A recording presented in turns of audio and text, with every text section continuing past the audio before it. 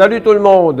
On a beaucoup entendu parler au cours des derniers jours de gangs de rue au Québec parce que les gangs de rue qui étaient concentrés essentiellement à Montréal ont gagné l'est du Québec, la capitale, le Saguenay. Il y a eu des arrestations en fin de semaine et on va essayer de comprendre c'est quoi ce phénomène-là. D'abord, en parlant de ce qui se passe aux États-Unis et au Salvador. Pourquoi le Salvador? Parce que là-bas, un président a été élu, puis il a dit, moi, j'emploie la force et j'emploie la façon très virile, agressive, pour casser ce phénomène que sont les gangs de rue qui avaient littéralement pris le pays en otage. On a un envoyé spécial là-bas qui est Frédéric Bérard et on discutera de la question du Québec subséquemment avec Mme Maria Mourani. Mais d'abord, Frédéric, salut! Salut! Alors, là, tu es maintenant au Nicaragua, où c'est pas beaucoup plus tranquille. Là, mais parlons d'abord du Salvador. Qu'est-ce que tu es allé faire là au Salvador?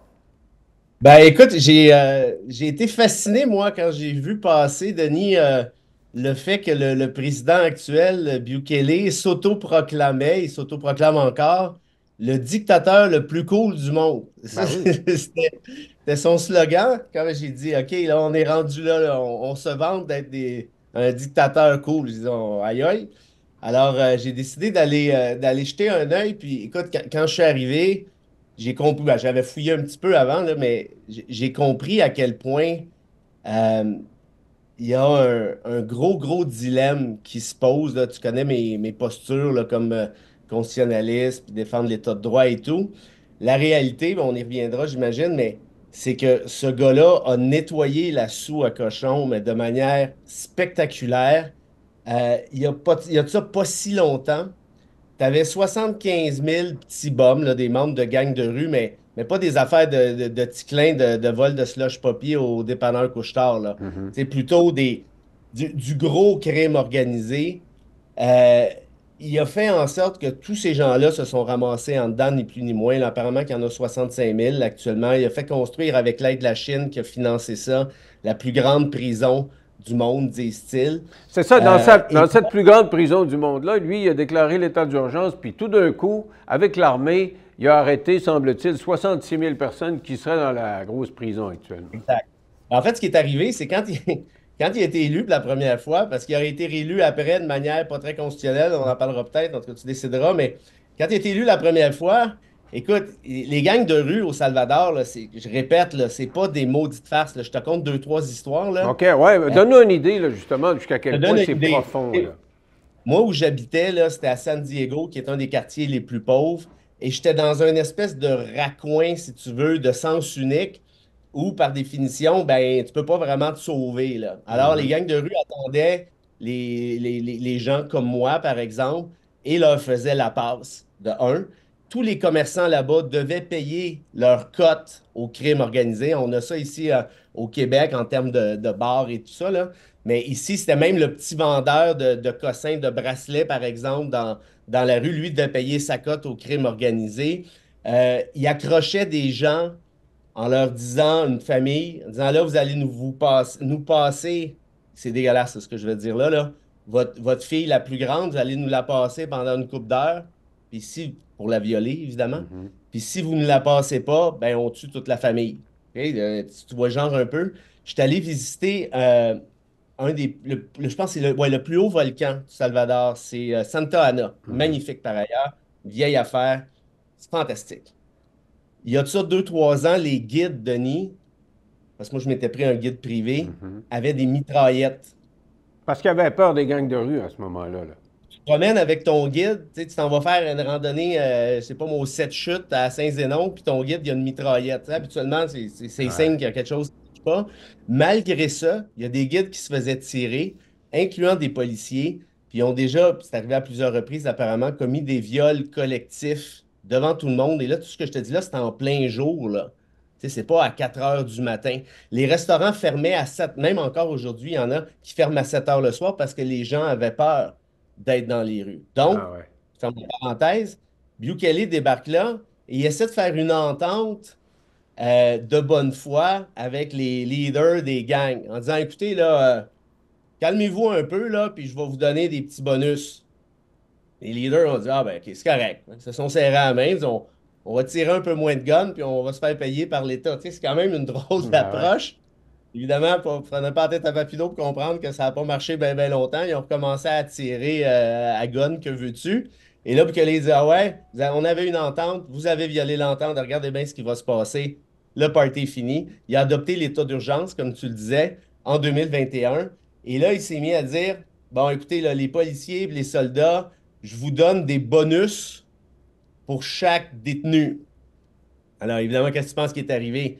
Tout le monde appelait oui, moi, je connais quelqu'un, là, c'est Denis Lévesque, qui habite à côté de Ouais, chez ouais, nous. ouais. C'est un pas propre. Fait que Lévesque se fait ramasser. Parce que la beauté de l'affaire, puis je suis très sarcastique en disant ça, c'est compte tenu de l'état d'urgence, ces gens-là sont en dedans depuis maintenant 1 an, 6 mois, un an et demi, Mhm. bientôt 2 ans, sans accusation.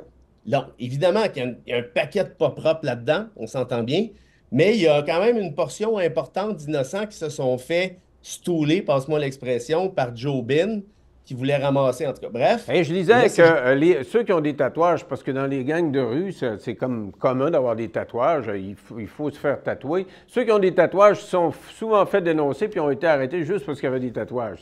C'est vrai, ça? Oui, ben ça, c'est. Oui, parce qu'il y avait des arrestations parfaitement arbitraires. En d'autres termes, là, qui c'est qui cite qui a l'air louche, là? Toi, tu as un tatouage.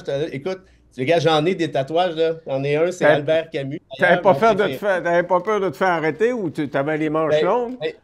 ben, là, non, évidemment que j'ai pas de manches longues. Je viens dans le sud, c'est quand même pas pour me promener avec mon chandail de laine. Mais, écoute, ben ça, je me promenais, puis je te jure que c'est une vraie histoire. Je me disais, coudonc, il y a personne qui a de tatouage ici. Je suis tout seul avec un tatouage, hein, c'est spécial. C'est après que j'ai compris que, ouais, ben finalement, je suis peut-être mieux de pas m'en vanter parce que je pourrais aller faire un petit tour, moi aussi, dans la plus grande prison du monde. Mais là, ils sont en prison, mais il y a des gens qui n'ont pas d'affaires là, manifestement. Là, ben, ça se C'est peut-tu, sûr. d'abord, les gangs de rue, il peut-tu y avoir 66 000 membres de gangs de rue? Ça peut-tu être aussi gros que ça?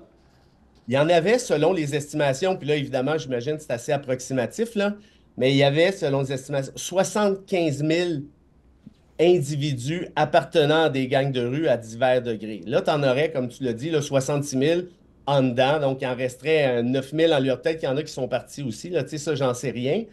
Mais ce qui est problématique, c'est, comment je te dirais, moi, évidemment que j'appuie la population à 100%, puis je te le dis, Denis, ce que j'ai vu, là, ça, c'est bien important de le comprendre.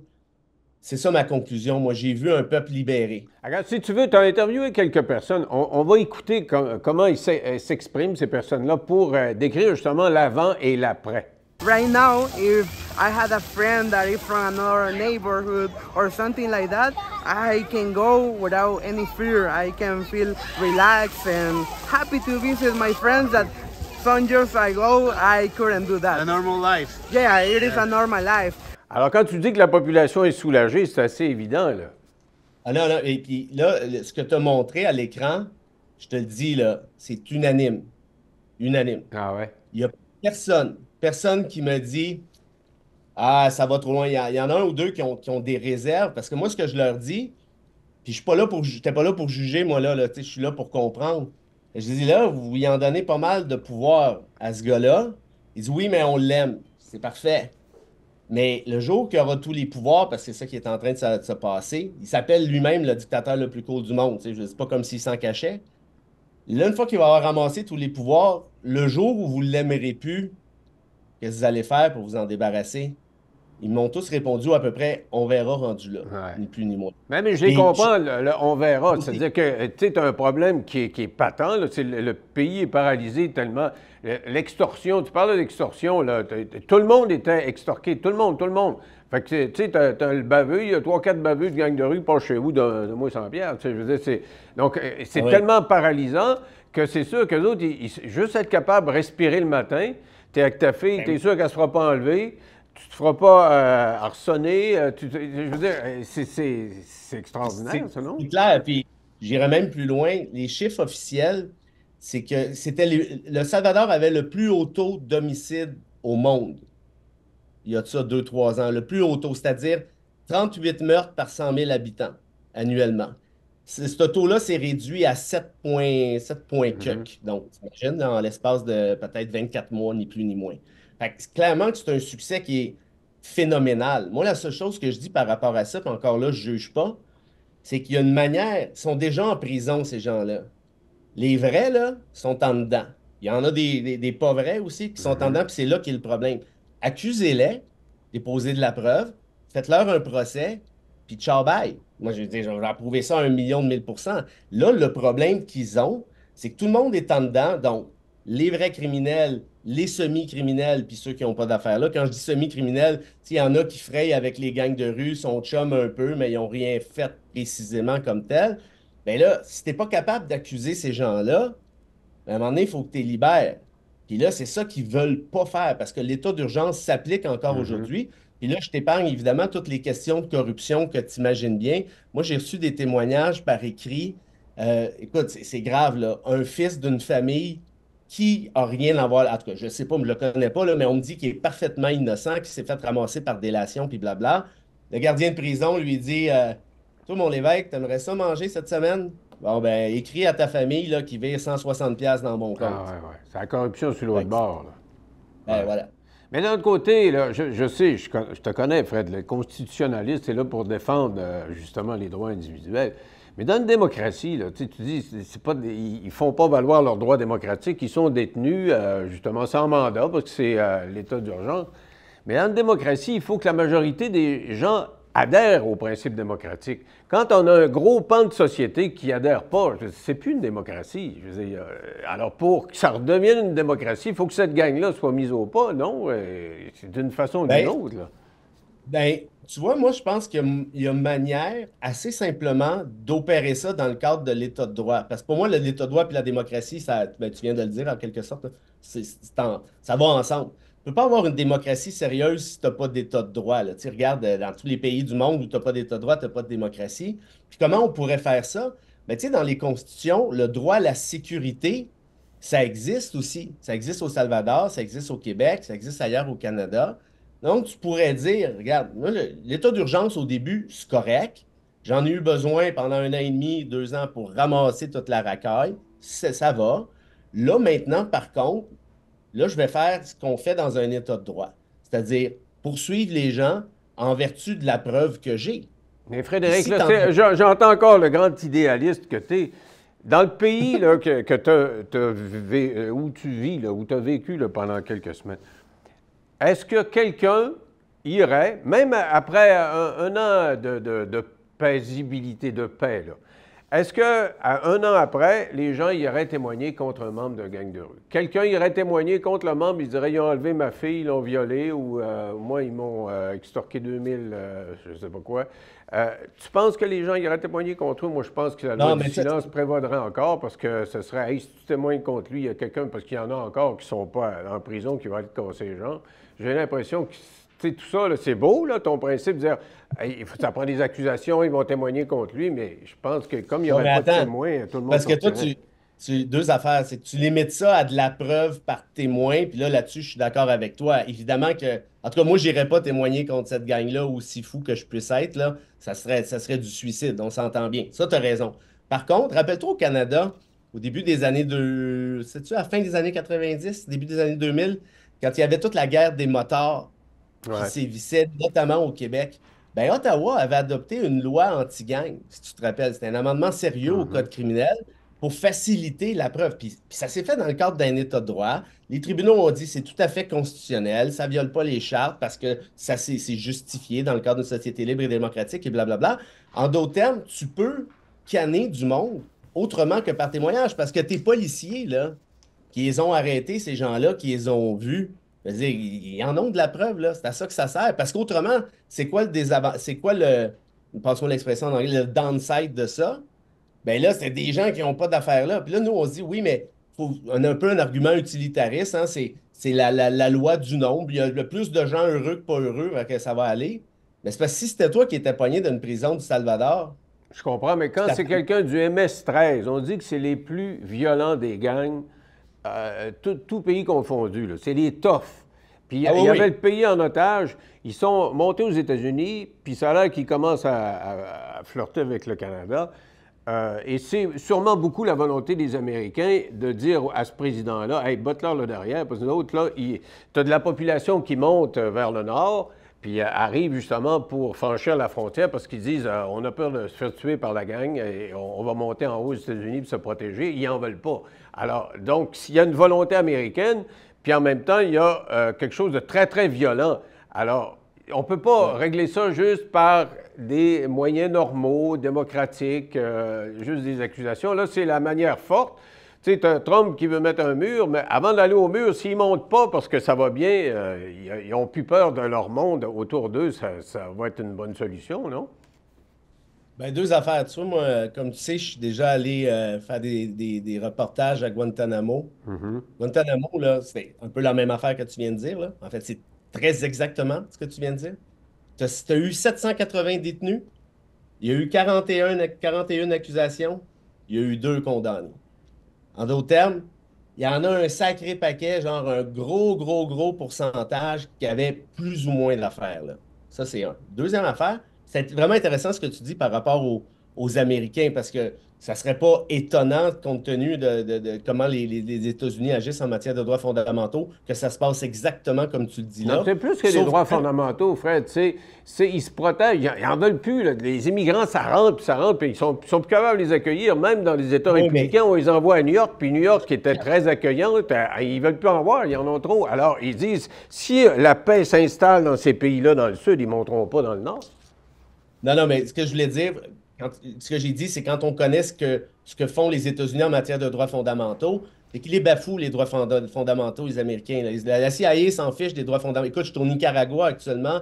Tu as étudié l'histoire des contrats à l'époque, là, financés par la CIA.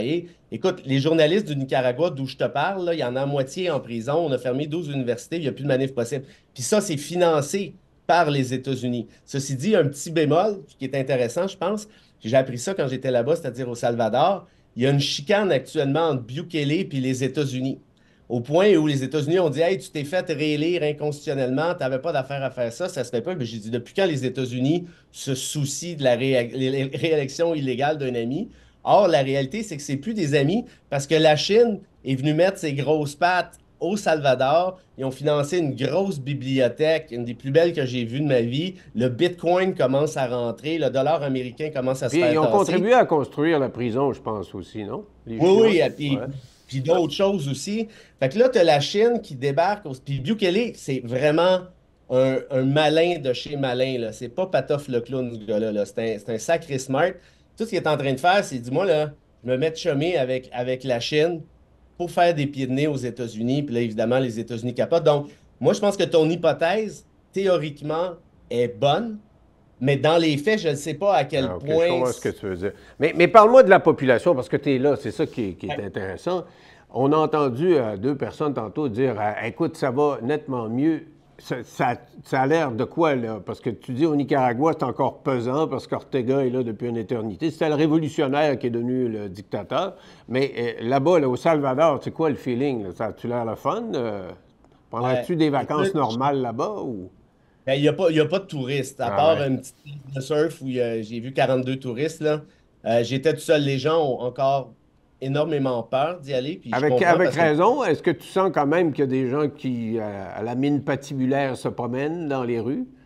ben, j'étais le seul avec des tatouages, je te répète, mais tu sais, pour moi, avoir des tatouages, c'est pas dangereux, mais ça dépend de tout, ça dépend de un puis de l'autre. Euh, Moi, ce que j'ai vu, c'est un peuple, je me répète un peu, mais libéré, mais encore un peu craintif. Ah ah! Euh, Dans le sens, écoute, ça fait pas 100 ans là, que c'est arrivé, là, cette délivrance-là. Là. C'est en train de se faire, c'est en train de s'opérer. Il y a encore des restos qui ferment à 19h. Moi, quand j'ai vu ça, là, j'appelle ou je regarde sur le web, je sais pas trop, un resto à 19h. Quel resto ferme à 19h? Je vais manger à quoi? À 4h15? C'est quoi cette affaire-là? Puis c'est rapidement que j'ai compris ils ont pris cette habitude-là avec le temps parce qu'ils ne pouvaient pas aller dans la rue après 19 heures de peur de se faire tirer dessus. Ah ouais. Or, c'est en train de se casser parce que, par exemple, à 8 heures, à 9 heures, tu prends, puis moi, je te répète, j'étais dans un quartier archi pauvre, là, San Diego, là, c'est pas drôle, là, ça tirait du gun sur un moyen temps. Mhm. Ben, c'était quand même plus relax, beaucoup plus relax. Puis dans le jour, tu vois, puis ça m'a vraiment touché, je te cacherai pas de voir, parce que c'est beau les droits fondamentaux, puis je vais toujours être là pour les Mhm. défendre, mais il faut comprendre aussi la mécanique humaine, là, comme tu le fais, là, d'ailleurs, puis comme tu le dis, de voir des gens qui... Écoute, c'est pas des maudites farces, là. Tu l'as dit tout à l'heure, ils ont été pris en otage. Tu sais, t'es chez vous, là, puis tu sais pas quand est-ce que ta fille va se faire violer, tu sais pas quand est-ce que tu vas te faire tirer, tu sais pas quand est-ce que... Il y a des barbelés, encore aujourd'hui, partout. Des barbelés. Tu sais, chez vous, là, t'as peut-être des Mhm. barbelés pour tes vaches, mais t'en as quand même pas pour des gangs de rue, à ce que je sache. Donc, Mais tu veux là-bas, dire que c'est le propriétaire de la place qui se protégeait pour qu'ils rentrent chez eux, c'est ça? c'est encore le cas aujourd'hui. Ah ouais. Est-ce que Mettons, l'armée est omniprésente là, autour de ces installations-là que les citoyens j'ai vu, aménageaient? j'ai vu de l'armée, mais plus dans les spots. Moi, je me tiens pas dans les places. De toute façon, il n'y en a pas de touristes. Je me tiens pas dans les places à touristes, mais même Mhm. dans par exemple, un bel endroit qui s'appelle Libertad, Liberté. Puis ils appellent ça le pays du surf, hein, par ailleurs, le Salvador, c'est 300 kilomètres de plage. C'est magnifique. Magnifique de chez magnifique. Et là, c'est juste des locaux qui sont là, si tu veux. Puis là, ils font, mettons le samedi soir, ils font le party un peu là, dans des restaurants, puis sur le bord de la mer. C'est superbe. Là, j'ai vu des soldats en masse qui doivent, de ce que j'ai compris, en fait, j'ai posé des questions, c'est ça la réponse. Ils craignent qu'il en reste encore, parce qu'à l'époque, je veux dire, ça n'existait pas ces places-là Ouais, là, ouais, ouais, ouais. après 8 heures. Fait que ça, pour te dire, la réponse, c'est une délivrance avait accompagné d'un sentiment de crainte. Et puis je te jure, là, je suis rendu, je sais pas, j'ai fait une cinquantaine de pays dans ma vie.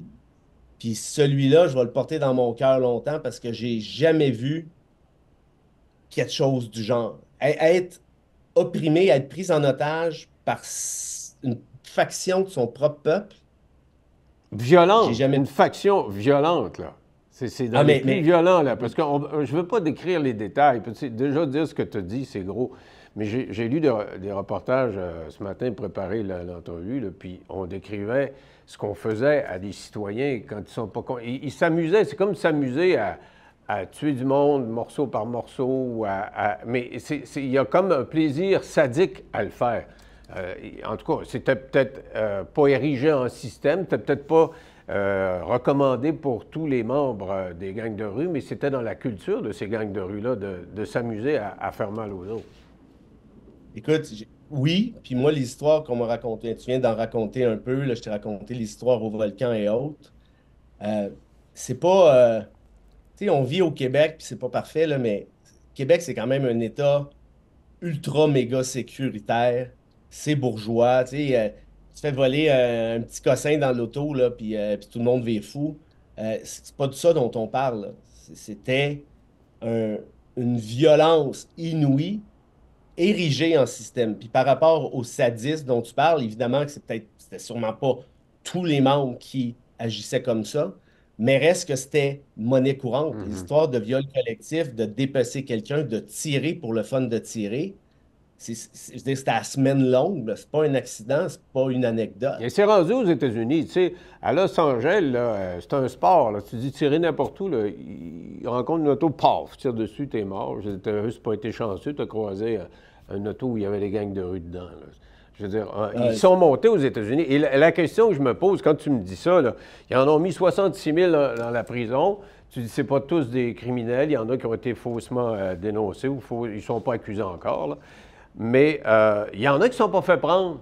Est-ce que, comme des rats, là, ils ne se sauvent pas du navire puis ils ne montent pas par en haut pour aller retrouver les autres gangs, là, parce qu'ils sont bien installés au Mexique et particulièrement aux États-Unis, là, ils sont de plus en plus ben, forts. Est-ce qu'il ne risque pas d'y avoir l'effet contraire pour les Américains?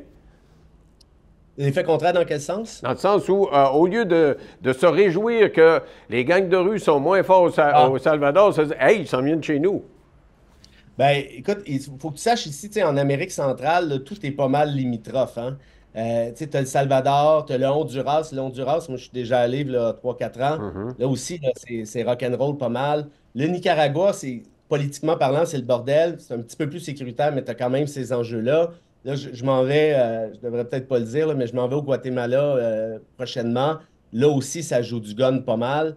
Ce qui fait que, tu sais, t'as ces pays-là, c'est pas simple, là. Ça l'a jamais vraiment été. Mais là, tu as un phénomène qui est en train de se généraliser. Puis tu as raison, ceux qui se sont sauvés du Salvador, qui ont réussi à le faire, ben, je pense pas qu'ils soient devenus curés ou Non. lecteurs de nouvelles, là. Tu sais, probablement qu'ils ont juste changé de pays, puis ils vont essayer de faire ce qu'ils ont déjà fait ailleurs. Est-ce que ce sera aux États-Unis? Ça, j'en sais rien, mais c'est bien possible. Alors, dis-moi, c'est quoi les échéances pour le dictateur le plus cool au monde? Là, tu me dis qu'il chicane un peu avec les Américains, qu'il a tendance à courtiser les Chinois. Il y a des élections, en principe, il ne devrait pas avoir le droit de se faire élire en fonction de la Constitution. Là. Qu'est-ce qui va se passer? Là? Non, non, mais écoute bien ça. Ce gars-là, là, en tout cas, c'est pas clair encore comment je le conçois, là, mais je vous dirais qu'il y a un potentiel de dangerosité. Il y a 15 juges de la Cour suprême, OK, au Salvador. Et lui, il a regardé ça, là. Il y en a 5 là-dedans, là, dont le juge en chef, là, je leur aime pas à face pantoute. Il a trouvé une manière des sacrés dehors, 5 sur 15. Puis je ris, mais c'est pas drôle pantoute. Mais ça Il les fait a alors remplacés comment? par Comment tu fais pour te trouver une façon... ben, il y a une twist dans la Constitution où si tu as un vote à très forte majorité à l'Assemblée nationale, tu peux dégommer un Ah, juge, d'accord, qui est un d'accord, OK. non-sens en soi, là. Ouais. Mais lui, il était rentré avec une majorité tellement forte qu'il a été capable de. Or, c'est ça. Il a remplacé ça par ses chums, 5. Pense-y, là, c'est du bœuf, là. Et là, pourquoi il a fait ça? C'est parce que au Salvador, c'est écrit dans la Constitution que tu peux te présenter juste une fois. That's Mhm. it. Puis tu peux pas te présenter 2 fois de suite. Bon, à tort ou à raison. Et là, il remplace ceux qui n'aiment pas par ses chums. Et là, il leur pose la question, il dit Hey, j'haïrais pas ça me représenter, moi. Tu sais, une autre petite fois, le monde m'aime. Il dit OK, ben, on a un truc pour toi. Démissionne en fin de semaine, là, puis tu te représenteras lundi, puis ça va être correct. Ah, ouais. Fait que c'est exactement ce qu'il a fait. Écoute, ça n'a pas d'allure, cette décision-là. La Cour suprême a joué le jeu. J'imagine que les 10 autres ont peur de perdre leur job à leur tour. Fait qu'ils ont dit, OK, regarde, il n'y a pas de problème, représente-toi. Fait que là, il a été réélu. C'est ce qui Mais risque d'arriver, donc, prochainement. À c'est ça. l'expiration de son terme, il va dire OK, il va demander encore une Ben, exception qu'est-ce à que la tu penses? Cour, puis il va passer. Ben, OK. C'est pour ça, moi, je leur ai dit à la gang, là. Je dis là, vous l'aimez, c'est un héros, c'est Jésus. Écoute, je me suis même acheté une casquette avec sa photo dessus pour faire une blague, puis je voulais pas rire de personne, mais là, je vais la mettre dans ma bibliothèque. Oui. Mais il était content, là, quand j'ai acheté la casquette, là. C'était pas une farce, là. Ce gars-là, c'est Jésus sur place, là. Ah, Je suis ouais. très sérieux.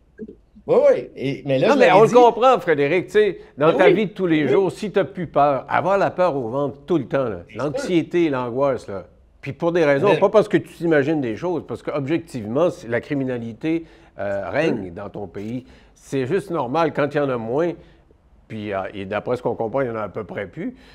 C'est un gros soupir de satisfaction. On les Ben, comprend. le gars a été réélu la deuxième fois, même si c'était inconstitutionnel en théorie, a été élu à 85 des voix. Il a ramassé 58 des 60 sièges à l'Assemblée législative. Ça commence à faire beaucoup. Ouais. Puis je suis sûr qu'il n'y Moi, avait pas besoin d'organiser le scrutin puis de voler des boîtes de scrutin pour non, non, déterminer. non, mais ça, ça n'a pas été allégué non plus. Mais moi, tout ce que je dis, puis encore là, je les juge pas, là, tu sais, si ça se trouve, OK. c'est pas de mes affaires. Mais je dis le jour où vous l'aimerez plus, Jésus, comment vous allez vous en débarrasser? C'est là qu'ils m'ont That's dit, the question. C'est la question. Hey, écoute, Frédéric, c'est très intéressant. Je te recommande d'être prudent là, pour la suite de ton voyage. Puis tu m'appelles là, quand tu as des choses, des nouveaux angles à discuter. Avec un grand plaisir, on fera ça. à très bientôt, mon ami, merci. Bye, Frédéric. Salut. Très intéressant, Frédéric, donc, qui est dans un pays aux prises avec des gangs de rue historiquement. Et on va discuter avec une spécialiste des gangs de rue qui va nous décrire le lien qu'il peut y avoir entre ces gangs au Salvador, les États-Unis, puis un petit peu plus haut, au nord, chez nous. Donc, on va s'entretenir avec Mme Maria Mourani, qui est la présidente de Mourani Criminologie. Bonjour. Bonjour. Vous avez entendu Frédéric nous décrire ce qui se passe au Salvador. Les MS-13, là, les gangs de rue là-bas, il paraît que c'est parmi les plus violentes au monde. Est-ce que c'est le cas? Est-ce que c'est des gens sans foi ni loi comme on les présente? Ben, écoutez, tout d'abord, il faut savoir que le Salvador, après la guerre civile et même avant la guerre civile, il n'y avait pas vraiment des gangs de rue au Salvador. Mhm, Donc, ce que vous appelez les MS-13, la Mara Salvatrucha et la 18, c'est-à-dire la gang adverse qui est les 18, mhm. c'était des gangs, en fait, qui étaient nés aux États-Unis. Donc, Ah. ce sont des gangs qui sont nés à Los Angeles et qui se sont propagés à travers les États-Unis. Et après la guerre civile, donc lorsqu'il y a eu la paix, Mhm. il y a eu malheureusement des déportations des membres de gangs salvadoriens et mexicains dans les pays respectifs.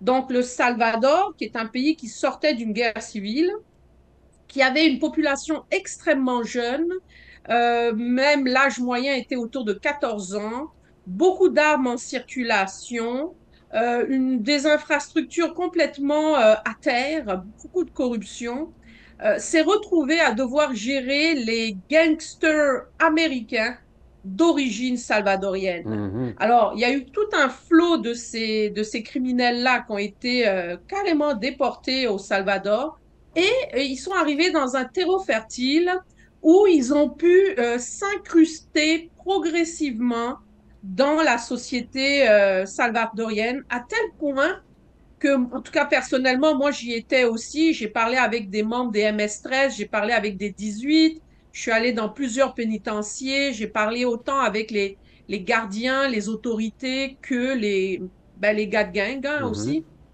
Et ce qui ressortait beaucoup, en fait, le constat que j'en faisais à ce moment-là, c'était que ces gangs-là, c'était l'État dans l'État. Ça n'a rien à voir avec les gangs de rue qu'on voit chez nous, là, Ouais, ouais. mais tellement pas. C'est-à-dire, là-bas, même un des chapitres de mon livre Gang de rue Inc., j'en ai fait juste un chapitre dans mon livre sur le Salvador et je l'ai titré Naître au cœur de l'enfer. C'est-à-dire, moi, ce qui m'avait le plus touché quand je marchais dans les barrios et que j'allais voir les membres gang, c'était les enfants de 4, 5 ans, 6 ans qui marchaient et qui avaient une attitude comme les gars de gang, Ah qui ouais. imitaient les plus grands. Je voulais Oui, dire dans la démarche, écoutez, le côté un petit peu baveux, là. ben, tu vois, on voyait les petits, puis il faut dire que là-bas, dans les barrios, là, chaque barrios appartient à une à ce qu'on appelle les cliques, là, à des cliques qui Mhm. appartiennent soit au MS-13, soit au 18, parce qu'il y a, c'est ces deux gangs-là, là, OK. essentiellement, qui se font la guerre. Et chaque barrios, même quand tu rentres dans un barrios, c'est marqué Mara Salvatrucha juste à la porte et puis sur les murs. Moi, j'ai pris plein de photos des graffitis, des tatouages. Les gars sont tatoués. Le tatouage, là, moi, pour moi, là, en tant que criminologue, c'était un bijou pour moi Pourquoi c'est une façon de d'analyser ça. proclamer son appartenance? Ton tatouage, c'est dire, moi, je suis dans les 18 plutôt que d'être dans les 13. C'est le tatouage, il est Pas ça évocateur? seulement. Pas ça seulement. Ah. Le premier tatouage qu'ils font, c'est le tatouage qui est le nom du gang, comme vous Mhm. dites. Donc, MS-13, 18, et il se fait de toutes les façons possibles, en lettres, en chiffres romains, en chiffres arabes, tout est varié. Par contre, les autres tatouages sont très intéressants parce qu'ils expliquent la vie du membre dans le gang. Donc, ceux qui vendent la drogue ont des tatouages spéciaux, ceux qui sont en prison ont des tatouages Ah. spéciaux, ceux qui sont des assassins ont des tatouages spéciaux. Dépendamment de leur grade, ils ont des tatouages spéciaux. C'est très intéressant. Vous regardez les tatouages et vous apprenez tout sur la vie du membre dans le Ah gang. ouais. Un peu Les comme les Hells graffitis, Angels qui, quand ils ont tué, ont sur, dans leur dos, là, sur leur dossard, une étoile, je ne sais pas quoi, je ne me souviens pas. Là, mais donc, c'est un peu la même logique.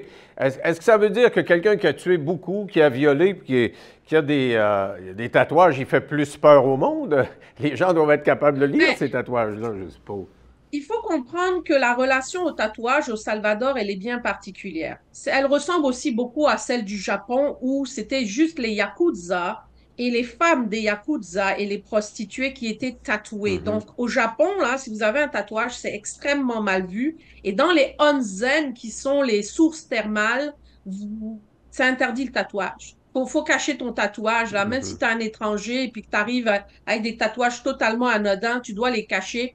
Quelques onzen acceptent que vous ayez vos tatouages. Au Salvador, le tatouage, c'est vraiment gang de rue. C'est-à-dire, quand tu mets un tatouage, et c'est normal, parce que tu ne peux pas mettre un tatouage MS-13 si tu n'es pas membre du Ouais, MS-13. ça, c'est un péché Impossible mortel, ça, ouais. au Salvador. Je ne vous parle pas aux États-Unis que vous avez des wannabes, là, des jeunes qui se font à croire Ouais, des affaires ouais. comme chez nous, là. Mais au Salvador, ou même dans les pays où ils ont leurs ramifications, comme au Nicaragua, Belize, etc., tu, quand tu as un tatouage MS-13 ou un tatouage 18, tu es membre de l'organisation. Alors, dès le départ, lorsque les multiples présidents salvadoriens ont décidé de faire la guerre Mhm. aux gangs de rue là-bas, ils ont commencé en mettant en place une loi qui s'appelait la mano dura, c'est-à-dire la main de fer. Cette loi-là, qu'est-ce qu'elle faisait? Elle permettait d'arrêter les gens simplement sur le tatouage. Donc, il y a eu un méchant paquet de personnes qui sont entrées dans les prisons salvadoriennes. Après, cette loi a été jugée inconstitutionnelle et le président en place a mis une autre loi, il l'a amendée, mais sûr qu'il l'a amendée de la bonne manière. Ça s'appelait la super manudura, c'est-à-dire la super main de fer. Et là encore, on demandait qu'il y ait un minimum de preuves, outre que le tatouage, pour arrêter les personnes. Donc, les prisons salvadoriennes ont été remplies à capacité. Les prisons que moi j'ai visitées, là, les gars, ils étaient comme dans des cages de homards, là. Puis tu les voyais, Ah ouais. là, c'était 1000, 2000, 3000, c'était des milliers de personnes, là. Et moi, ce qui m'avait le plus impressionné, je vous dirais, c'est outre les conditions de vie qui sont abominables, mais c'est qu'il y avait des prévenus. Donc, c'était des milliers, il y avait des prisons seulement pour les prévenus. C'était pas des personnes condamnées, c'était des personnes en attente de procès Et qui même en pouvaient attente attendre des d'accusation, années. parce que Frédéric nous disait tantôt, en attente Oui, d'accusation pour certains. Ils ne sont même pas accusés de rien, là. c'est ça. Et là, ce que je constate avec le nouveau président, c'est que pire que la Manudura ou que la Super Manudura, maintenant, tu arrêtes tout le monde, puis ils peuvent rester même 2 ans en dedans Ouais. et plus pour, comme quoi ils sont des prévenus, c'est-à-dire ils ne sont même pas accusés. Maintenant, ce qui est intéressant, et il faut le dire, parce que moi, pour avoir vu ça de près, je sais qu'il y a énormément de violence. Au moment où moi j'y étais, on parlait d'une centaine de morts par 100 000 habitants.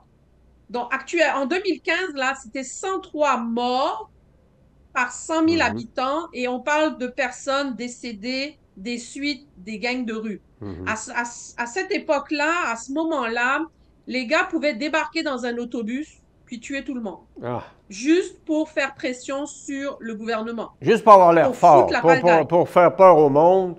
Ça, c'est la spectaculaire. Ça va terreur. passer à la TV, puis le monde va avoir peur. C'est ça.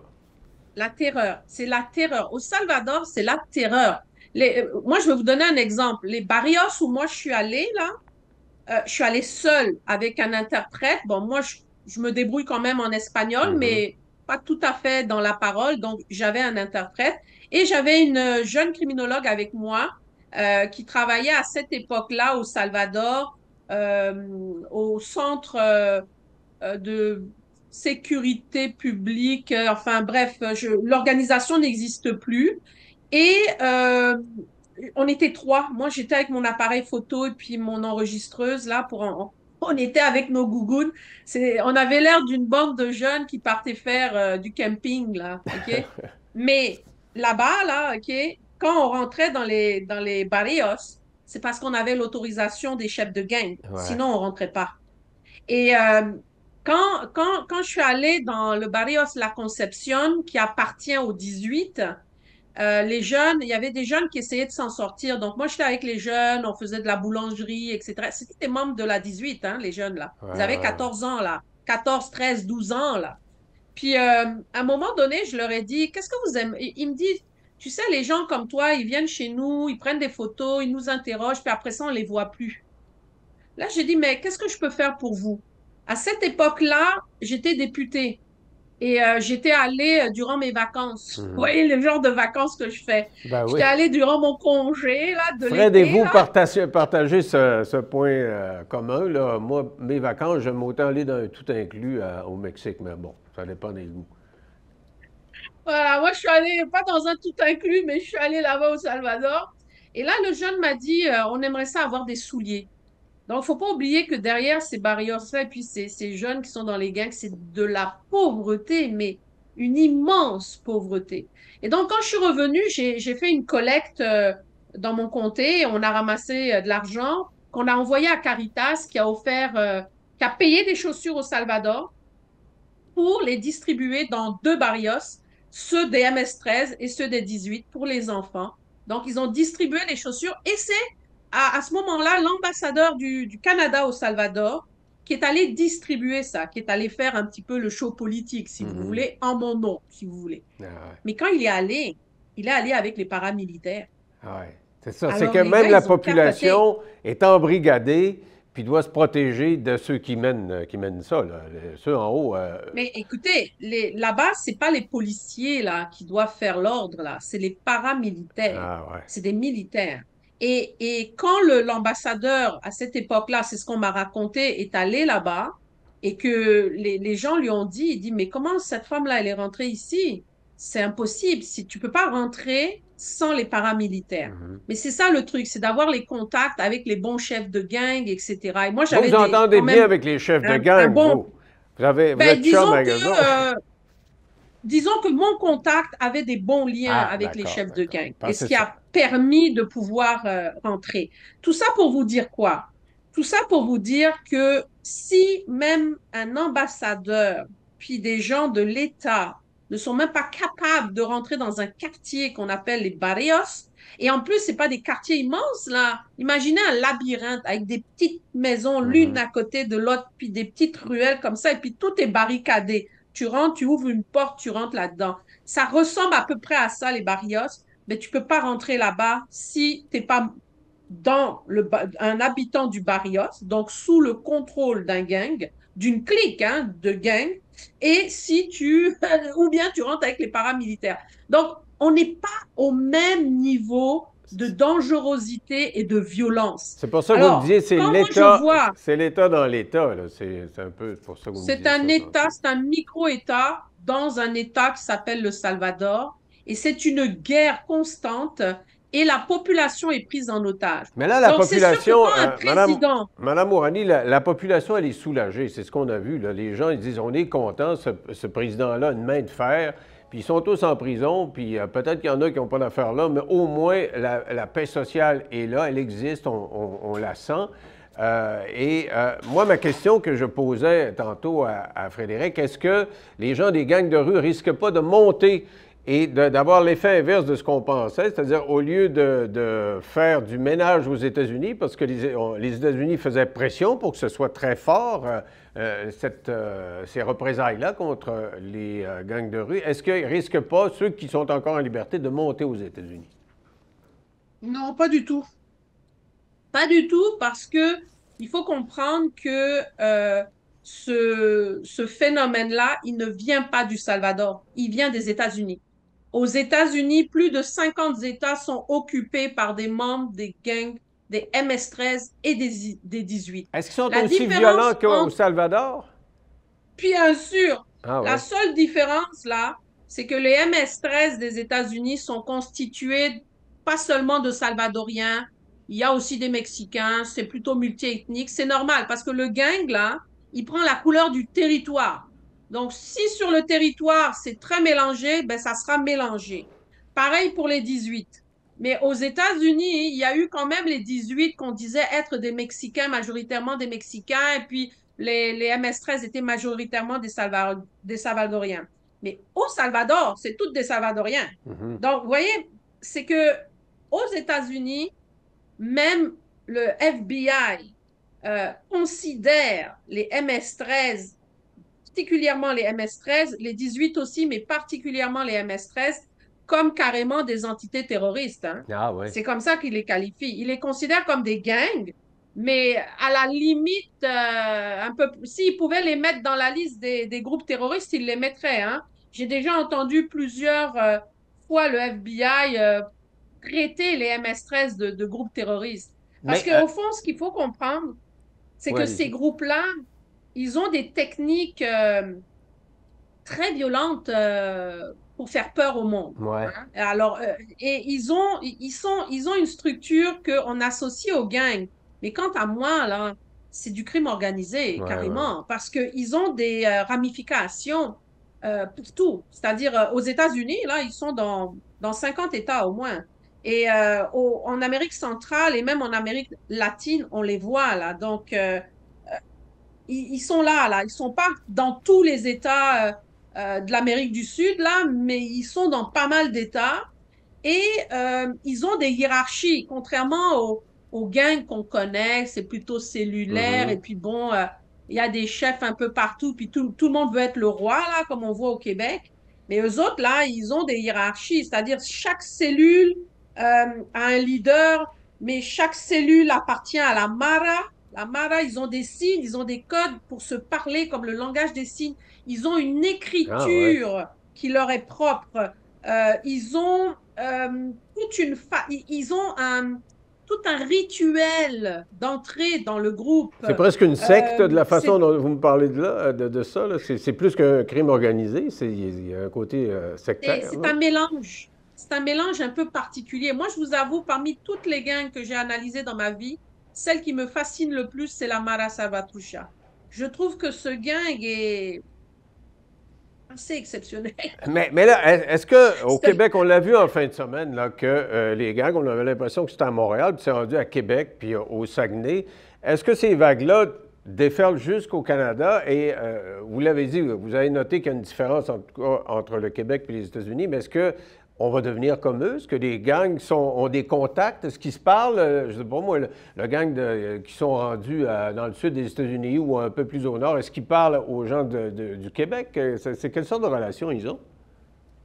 Bon, alors, quand on parle des MS-13, paradoxalement, leur quartier général, c'est-à-dire la maison mère, elle n'est pas au Salvador, elle est aux États-Unis, Mhm. à Los Angeles. C'est là-bas qu'elle est. Donc, toutes les cliques salvadoriennes ou ailleurs en Amérique du Sud, quand il y a des grandes décisions à prendre, ils vont contacter les États-Unis. Ce qu'il faut comprendre aussi, c'est que c'est les MS-13, avant qu'ils vont prendre des décisions, ils font des meetings. Au Salvador, moi, j'ai eu la chance de, enfin, je sais pas si c'est une chance, j'ai eu, disons, j'ai failli me retrouver dans une situation parce que j'étais dans un endroit où à midi, le meeting commence. Et moi, j'étais tellement emballée de parler avec les membres des gangs que j'ai pas vu le temps passer. Et même les gars n'avaient pas vu le temps passer. Puis ils étaient attendus au meeting. Puis la ville où j'étais ferme Ah au ouais. moment du meeting. C'est-à-dire, si je sors pas de la ville, j'ai des problèmes. Et aucun étranger n'a le droit d'être dans l'environnement où aura lieu le meeting. Pour vous montrer. Alors, ce genre d'organisation-là, elle a des codes hiérarchiques liés aux États-Unis. Au Canada, c'est un peu particulier. Donc, Ce qu'il faut mais comprendre, avant c'est que d'aller au Canada, est-ce qu'il y a une parenté entre les gens de Los Angeles, qui sont les boss de l'Amérique du Sud des États-Unis? Est-ce que, comme les Hells Angels au début, c'était pas mal la Californie aussi, puis ils ont commencé à essaimer un peu partout, puis ils sont arrivés au Canada puis au Québec. Est-ce qu'il y a cette démarche-là? Est-ce qu'on les voit venir au Canada puis au Québec? il faut comprendre que ces groupes-là ont des liens, soit de parenté, soit amical, soit des connaissances, soit ils se connaissent pas, mais ils apprennent à se connaître. Au Canada, comme je vous dis, ce qu'on a vu, c'est que pour pouvoir avoir un groupe, un vrai, officiel MS-13, une cellule MS-13 dans n'importe quel quartier, il faut que tu aies l'autorisation de l'administration des MS-13. Tu peux OK. pas, c'est comme les Hells, tu peux pas ouvrir un chapitre des Hells comme ça, là, tu sais. Mhm. Oh, je vais ouvrir un chapitre des Hells. Ça se peut pas. Tu peux ouvrir une cellule puis te faire appeler Crips ou Blood. Ça, tu peux. Il n'y a pas de hiérarchie, il n'y a pas de brand. OK?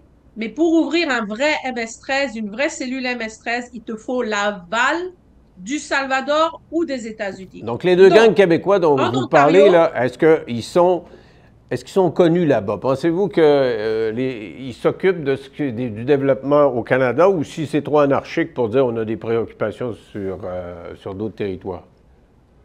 Bon, euh, au Canada, comme je vous disais, au Canada, euh, on a identifié des vrais MS-13 en Ontario, Mhm. donc quelques-uns en Ontario, et on en a identifié quelques-uns à BC. Mais l'organisation n'est, c'est-à-dire il y a eu des opérations policières, ils ont été démantelés. C'est-à-dire les MS-13 au Canada, ça pogne pas. Ah, OK. Ça, même au Canada, ça pogne pas. Ils sont montés, hein, c'est la route du sud, hein, donc le sud vers le nord. Ce qu'on avait vu, je dirais, il y a à peu près 10, 15 ans de ça, on en a vu quelques-uns. On a vu des vrais MS-13 qui venaient pour ouvrir des, Mhm. appelons-le comme ça, des cellules, là, donner l'autorisation d'ouvrir. Alors, on en a vu quelques-uns en Ontario, on en a vu quelques-uns à BC, mais ils ont opéré un peu, ça a été démantelé. On dit qu'il y en aurait encore qui opèrent, mais c'est pas la plus grosse organisation ou les plus grosses organisations. Au Québec, à ma connaissance, il n'y en a jamais eu. OK. Il y a par contre des jeunes qui niaisent, oui. Ils se disent qu'ils sont des Mara Salvatrucha, vous allez voir leur logo, vous allez voir les signes de la main qu'ils mettent, les têtes Mhm. de démons, etc. Ils vont mettre MS-13. Mais ça, c'est des petits jeunes, hein. C'est des jeunes qui ouvrent des clics, qui se font à croire, mais ce n'est pas des vrais OK, MS-13. mais ils n'ont Donc pas au peur Québec, on n'a pas eu ça. parce que vous êtes en train de me dire qu'ils sont très violents, puis ils veulent l'exclusivité de leur appellation. Ils veulent pas que personne l'utilise sans leur autorisation. Ces jeunes-là, ils jouent pas avec le feu. Oui et non, parce qu'ils sont pas vraiment au Ah, Québec, donc OK. ils vont pas venir jusqu'au Québec pour taper sur les doigts des OK, petits donc jeunes. pour eux autres, on a un Pas vraiment. territoire très, très secondaire. Ils s'occupent pas trop de nous autres. Oui, oui, et en même temps, je vous dirais, on a longtemps été, je vais le mettre avec des gros guillemets là, on a vraiment longtemps été protégés de leur invasion ou de leur potentielle volonté de venir euh, grâce à différents éléments que vous allez peut-être trouver parfois cocasses. Le premier, ben, celui-là, c'est le plus important. C'est l'alliance qu'il y avait entre les gangs de chez nous, là, Mhm. les motards, puis la mafia italienne. Ouais, il y avait comme une Ça faisait comme entente, une là, ouais. barrière. Ouais. Veux pas. C'est pas n'importe qui pouvait rentrer dans le marché parce que c'est pas vrai que toi, tu es un MS-13, tu débarques que ce soit du Salvador ou bien des États-Unis, puis tu viens sur notre territoire. Ça marche pas comme ça. Donc, même les petits jeunes qui importaient la culture, la sous-culture MS-13, Mhm. les jeunes qui arrivaient d'Amérique latine, du Salvador, et qui voulaient importer, hein, d'une certaine manière, ça par rapport aux autres gangs qui étaient là, comme les Crips et tout, ben, ils se sont fait remettre à leur place. Donc, ça n'a pas fonctionné. Alors, ça, c'était la première chose. L'autre chose, puis bon, c'est qu'il n'y a pas d'argent à faire énormément pour eux au Québec. Ah ouais, c'est moins payant C'est ce qu'aux que j'entends États-Unis. dire. Ouais. Pour eux, c'est-à-dire, le territoire est trop occupé, il y a trop de joueurs. Il n'y a pas forcément, c'est pas comme les Américains, c'est beaucoup de population par rapport à nous autres. Il y a beaucoup plus d'argent à faire que chez nous. Nous, on est un petit marché. Puis, dernier point, il fait trop froid chez nous. Ça peut Ah paraître ben oui, bizarre, c'est les gens du mais Sud. ils préfèrent aller dans les pays les coins les plus chauds quand même, comme, tu sais, puis où la langue est plus facile aussi. Tu sais, aux États-Unis, la troisième langue, plutôt la deuxième, c'est l'espagnol, là. Et les hivers sont plus doux Donc, là-bas aussi qu'au Québec. Madame Mourani, je vous remercie beaucoup parce qu'on va sûrement se reparler parce qu'il y a comme des rebondissements là, actuellement au Québec de notre réalité québécoise prochainement. Merci beaucoup. avec grand plaisir. Ça a été un grand plaisir. Au revoir. On se retrouve la prochaine fois. Bye.